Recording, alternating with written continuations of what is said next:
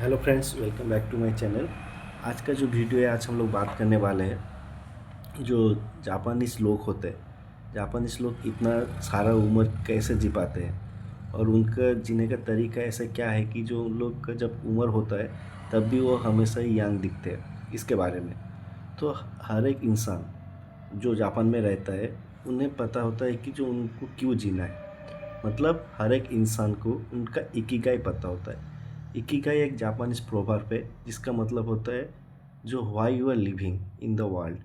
मतलब तुम जो धरती में आए हो, तुम्हारा ज़िंदगी जीने का मकसद क्या है और कौन सा काम उन्हें करना चाहिए, इसे इकिगाई बोलते हैं। जो मतलब पार्पस, मतलब पर्पसलेस उन लोग जीते नहीं हैं, उन लोग पर्पसफुली जीते हैं। सो देखो, मतलब उन्हें जो काम पसंद है वही वो करते हैं। और उन्हें कौन सा काम पसंद है, मतलब उनका जो इकिगाई होता है, वो 3-4 सवाल पूछ कर अपने आप से आप भी पता कर सकते हो कि आपका ज़िंदगी का इकिगाई क्या होता है। मतलब इकिगाई का इम्पोर्टेंस क्यों है। आपको अगर आपका इकिगाई पता है तो आपको पता होगा कि जो मुझे जो काम अच्छा लगता है मैं वही करूँ। अगर कोई काम आपको स्ट्रेस ना देता हो और आप में उसका उसमें इंटरेस्ट भी हो तो आप हमेशा उस काम करते ही रहोगे। आप उस काम को लेकर हमेशा एक्टिव रहोगे। सो इकिगाई पता करने का 4 तरीका है जो जापानीज लोग फॉलो करते हैं। पहले बात होता है व्हाट यू लव। मतलब आप जो कोई भी काम कर रहे हो तो आपको कौन सा काम अच्छा लगता है। वो टीचिंग हो सकता है, वो मेडिकल प्रोफेशन हो सकता है, वो नर्सिंग हो सकता है, मतलब वो राइटिंग हो सकता है, कोई भी एक काम हो सकता है। तो मतलब आपको खुद का साथ बैठकर आपको पहले तो पता करना है कि जो आप स्पेसिफाई कौन सा काम में आप बहुत सुइटेबल हो, लो आपको कौन सा काम अच्छा लगता है। और दूसरा क्वेश्चन है, देखो हमें तो बहुत सारा काम अच्छा लगता है, लेकिन ऑनेस्टली हम लोग कुछ कुछ काम में हम लोग को अच्छा लगने का साथ भी हम लोग इतना अच्छा नहीं होते।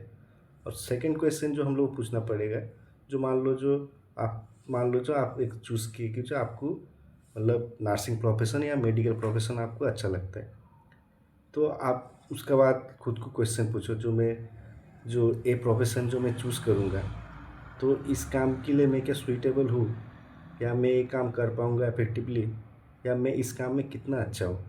मान लो कोई भी एक एग्जांपल, आप सिंगिंग ही पकड़ लो।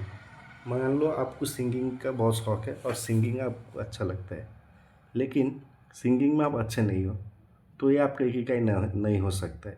मतलब ऐसा कुछ काम जो आपको अच्छा भी लगता हो और आप अच्छे भी हो उसमें। तो यही होता है उनका तरीका। और उसका साथ साथ भी उन्हें और भी एक क्वेश्चन खुद को पूछना पड़ता है कि जो मैं जो काम करने जा रहा हूँ उस काम में मैं कुछ अर्निंग कर पाऊँगा कि नहीं कर पाऊँगा।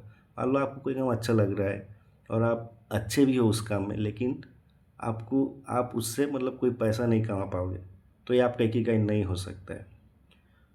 और चौथा जो क्वेश्चन होता है, जो आप जो काम करोगे उस काम से दूसरा का क्या बेनिफिट होगा। आप अगर टीचिंग प्रोफेशन में हो तो आपको पता चलेगा कि जो मैं जो पढ़ाऊँगा, पढ़ाने का जो तरीका वो दूसरे स्टूडेंट लोग को हेल्प करेगा। तो ये 4 क्वेश्चन है इम्पोर्टेंट। मतलब इन्हें जो इकिगाई, जो जापानीज लोग का जो इकिगाई जो उन लोग ढूंढते हैं, मतलब ऐसा नहीं है कि वो हर कोई इंसान मतलब पैदा होते ही उसे पता चल जाता है। वो लोग धीरे धीरे खुद के साथ एक्सप्लोर करते हैं। कुछ को बहुत मतलब कम उम्र में मिल जाता है, 20 साल, 18 साल में, 15 साल में। लेकिन और कुछ कुछ इंसान को धीरे धीरे मतलब वो खुद के साथ जब लाइफ एक्सप्लोर करते हैं तब उन्हें पता चलती है कि जो उनका इकिगाई क्या होता है। और ये 4 क्वेश्चन पूछ के ही वो हमेशा पता करते हैं। पहला क्वेश्चन, आपको कौन सा काम अच्छा लगता है। आप बैठो, आपको बैठने के बाद आपको पता चलेगा कि आप कौन सा काम में आप अच्छे हो, आप पहले नोट डाउन करो। और सेकंड जब आएगा, जो वो जो काम है जो जिसके बारे में आपको मतलब जो अच्छा लग रहा है आपको, उसका जो सेकंड स्टेप है, जो आपको खुद को साथ ऑनेस्ट रहना पड़ेगा। You have to be honest with yourself and ask the question that whatever I love, that काम में क्या मैं क्या अच्छा हूँ या एवरेज हूँ या बिलो एवरेज हूँ। आपको खुद को उस मतलब आपका खुद का साथ बैठ कर आपका एनालिसिस करना पड़ेगा।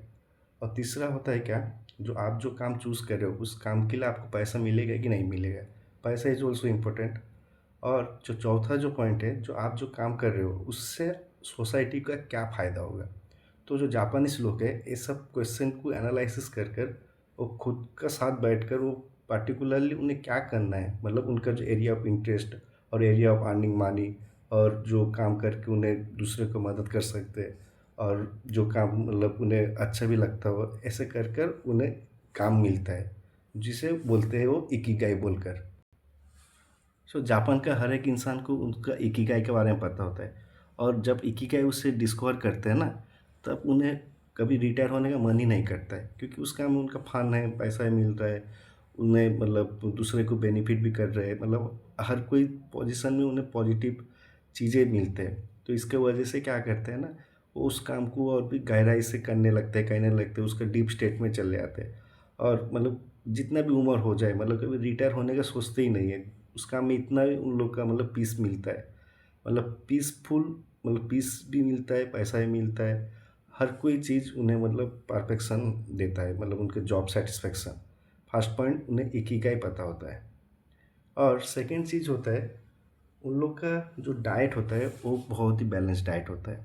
मतलब मान लो जो ये होता है कि जो रेनबो फूड मतलब वो हमेशा खाने में, हमेशा कभी भी उन लोग कभी स्टोमक फुल नहीं करते, हमेशा उन लोग 70-80% तक खाते हैं, और उसके बाद उन लोग पहुँच कर जाते हैं। तो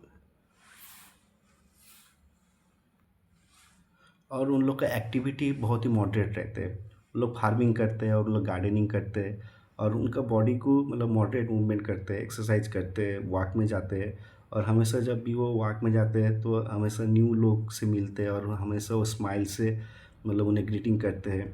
जब उन लोग मतलब उनके फैमिली के साथ रहते हैं, उनके साथ एक अच्छा रिलेशनशिप बिल्ड करते हैं। और उन लोग का जो खाने का जो तरीका है, वो हमेशा क्या करते हैं ना, उन लोग 70-80% खाते हैं, और उसके साथ साथ उन लोग वेजिटेबल्स ज़्यादा खाते हैं, और वेजिटेबल्स खाने के साथ साथ भी फ्रूट्स खाते हैं बहुत ज़्यादा।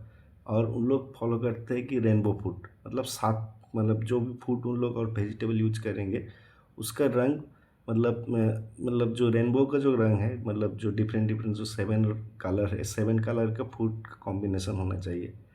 और उन लोग का जो लाइफ का जो लाइफस्टाइल जो है, उनमें बहुत ही उन लोग रूटीन फॉलो करते हैं। मतलब उन लोग का कुछ कुछ चीज़ हैबिट, मतलब सोने का टाइम, उठने का टाइम, वो उन लोग का पूरा मतलब फिक्स रहता है।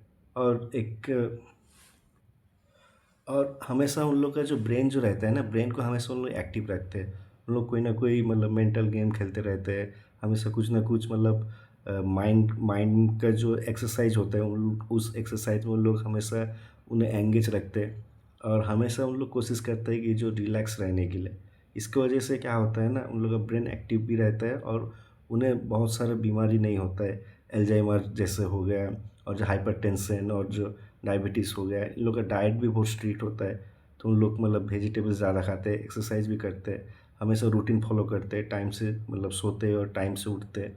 ये सब चीज़ होता है, मतलब इकिगाई जब उन लोग डिस्कवर कर लिए जो उन्हें क्या करना है, उसका बाद भी उन लोग का लाइफ का मतलब और भी दूसरा फेज जो होता है, जो डाइट, वो बहुत फॉलो करते हैं। 80% खाना, वेजिटेबल्स और फ्रूट्स खाना, उसका साथ साथ बॉडी का मॉडरेट मूवमेंट करना, फार्मिंग करना, और जो मतलब गार्डनिंग करना, इन सब कामों में उन लोग एंगेज होते हैं। उसके साथ साथ उन लोग का जीने का और एक मतलब उम्र जो उन लोग का जो ज़्यादा होता है, इसका और भी एक वजह है, जो उन लोग मतलब सोशल ग्रुप में बटे होते हैं। सोशल ग्रुप मतलब जिसका इकिगाई, मान लो कोई डिस्कवर किया जो उसका इकिगाई फार्मिंग होता है, तो जो फार्मिंग के बारे में जिन जिन जिन लोग का इकिगाई है, उस लोग के साथ एक कम्युनिटी बनता है, और उस कम्युनिटी के साथ क्या करते हैं ना उन लोग, मतलब मोरली मतलब और फाइनेंशियली हमेशा मतलब एक दूसरे को हेल्प करते हैं। कोई मान लो जो कोई स्किल नया सीखा है, वो दूसरे को सिखाते हैं, मतलब इकिगाई ग्रुप का अंदर जो सब आते हैं। इकिगाई मान लो आपका फार्मिंग है, तो फार्मिंग के रिलेटेड आपको जो सब चीज़ है, आपको मतलब कोई किसी के पास स्किल है, वो आपको शेयर करेगा। मतलब उन लोग शेयरिंग केयरिंग करते हैं। और इकिगाई ग्रुप में जो होता है, जो लोग का जो एक सोशल ग्रुप होता है इकिगाई को लेकर, तो हमेशा जितना भी इंसान रहते हैं वो एक दूसरे को मदद करते ही रहते हैं। मदद करने का मतलब जो कभी फाइनेंशियली मदद करना, कभी इमोशनली मदद करना, इन सब का चीज़ में उन लोग हमेशा ही एक दूसरे को हेल्प करते रहते हैं। सो उन लोग का जीने का एक तरीका है क्या, उन लोग को इकिगाई पता होता है, उन्हें क्या करना है। इसकी वजह से वो कभी भी रिटायर फील नहीं करते। आप देखे हैं ना जो एनीमे जो सीरीज़ जो होता है जापान का, वो कितना डिटेलिंग में करते हैं ना सब कोई। जो उन लोग जो पार्टिकुलर जो फील्ड है वो एआई यूज़ नहीं होता है, वो हमेशा ही वो मतलब मैनुअली करते हो, जो डिज़ाइनिंग वो सब जो मतलब प्रोजेक्शन वो सब चीज़ उन लोग हमेशा ही मतलब उन लोग जो भी काम उन लोग चूज़ करते हैं इकिगाई की वजह से, वो उस काम में वो पूरा डीप हो जाते हैं। मतलब उन्हें पता ही नहीं होता है कि जो मतलब कितना आवर काम कर रहे हैं, 3 hour 4 hours 5 hours 6 hour 10 hours, वो लोग काम कर दुनिया में इतना पीस मतलब पीस ढूंढ लेते हैं। उन्हें और कुछ मतलब बाहर का कोई चीज़ का परवाह नहीं होता है। तो इकिगाई जो मतलब इतना जल्दी सबको मिल जाएगा ऐसा नहीं है। और हम भी हमारा इकिगाई को ढूंढ कर हम लोग भी और हमारा लाइफस्टाइल को चेंज कर कर हम भी उन लोग के जैसे बन सकते हैं। हम लोग भी मतलब डिजीज़ फ्री लाइफ जी सकते हैं। तो पहला बात, आपको इकिगाई ढूंढना पड़ेगा। आपको खुद के साथ बैठकर आपको पेपर पेन से बैठना पड़ेगा और आपको पूछना पड़ेगा ये 4 सवाल, जो आप कौन सा काम आपको अच्छा लगता है, कौन सा काम में आप कितने अच्छे हो, आपका काम में सोसाइटी को क्या इम्पैक्ट होगा और सोसाइटी को आप क्या वैल्यू दे सकते हो, और आपका जो काम है उस काम में आप कितना पैसा कमा रहे हो। ये होता है आपका इकिगाई ढूंढने का तरीका। जब आप इकिगाई फाइंड आउट कर लेते हो, उसका साथ साथ आपका लाइफस्टाइल भी चेंज करना पड़ेगा। जो आपको एक बैलेंस डाइट लेना पड़ेगा। बैलेंस डाइट में क्या करना पड़ेगा, जो आपको सब्जी मतलब वेजिटेबल्स जो होता है, फ्रूट्स, वो ऐड करना पड़ेगा। और खाने का जो तरीका होता है, 70-80% जब आपका फुल हो जाता है तब आप खाना बंद कर दो। और तीसरा चीज़ होता है मतलब आपको मतलब जो मतलब ग्रीन टी या जो बेवरेज होता है, मतलब जापानीज लोग क्या पीते हैं ना, ग्रीन और जास्मिन टी का एक्सट्रैक्ट पीते हैं। मतलब वो उन लोग को एंटीऑक्सीडेंट प्रॉपर्टी उसमें है, तो उन्हें वो आप उन लोग का मतलब जो ब्रेन का जो एजिंग होता है वो रोक देता है। उसका साथ साथ क्या होता है ना, आपको रिलैक्स रहना पड़ता है और आपका ब्रेन को हमेशा एक्टिवेट रखना पड़ता है। जैसे कि आपको एल्जाइमर और जो दूसरा दूसरा बीमारी है वो आपको जैसा ना हो पाए। तो ब्रेन का एक्टिवेशन के लिए आपको कोई ना कोई मेंटल एक्सरसाइज आप रेगुलर करते रहो। आप जब रेगुलर बेसिस में वो करते रहोगे, आपका ब्रेन एक्टिव रहेगा, और जब ब्रेन एक्टिव रहेगा आपका बॉडी भी एक्टिव रहेगा। तो ये दो चीज़ है। उसका साथ साथ क्या है, जो मॉडरेट एक्सरसाइज करते हैं, और हम लोग को भी उन लोग का जैसे सोशल मतलब इंसान होना पड़ेगा। मतलब हम लोग अगर कोई स्किल में अच्छे हैं तो हम लोग भी चाहेंगे कि जो दूसरे को भी मदद करे। उसके साथ साथ हम भी अगर मतलब दूसरे को जो कभी मिलते हैं, हम लोग का हार्ट हमेशा ही क्या करना चाहिए, जो ओपन रखना चाहिए, ओपन वेलकम करना चाहिए। हमेशा उन लोग से मतलब अच्छा से बात करना चाहिए, एक वॉक पर जाना चाहिए और एक मॉडरेट एक्सरसाइज भी करना चाहिए। ऐसे कर कर हम लोग भी हमारा इकिगाई ढूंढ कर हम लोग भी मतलब उन लोग के जैसे हो सकते हैं, और हमें भी एंटी एजिंग का मतलब रहस्य मिले।